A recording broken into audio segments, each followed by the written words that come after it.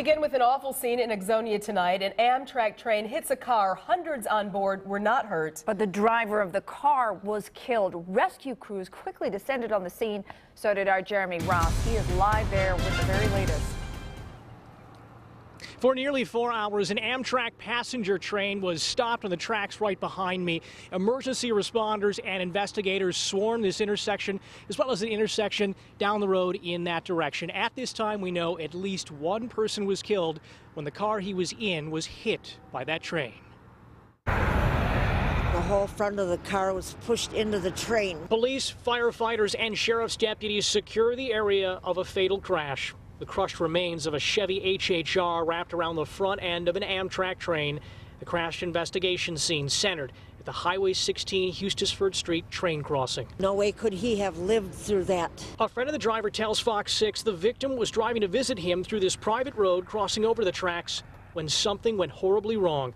You can see debris where the initial impact was likely made about a half-mile east of where the train stopped, with investigators tending to the area. I can't figure out how that man could have gotten in front of the train like that. You know, he must have been pushed quite a ways down the track. Amtrak says none of the crew or 226 passengers on board were injured. The collision happened about 4:30 in the afternoon when the Empire Builder or number 7 train was traveling west between Chicago and Seattle, making an unexpected and fatal stop. It's a shame that this would happen.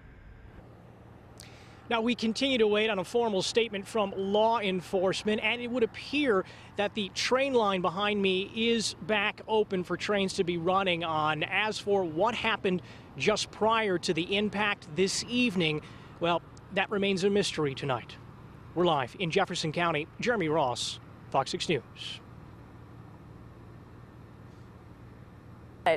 Do we know, Jeremy, sorry, do we know if he crossed against the train gate? Do we know at this point? Do we know if there was even a crossing at that spot where he was hit? I believe there was a crossing. It is unclear if he crossed against the light at this time. We just don't know as of right now. Okay, well, more to come, I'm sure. Jeremy, thank you. Thank you for that.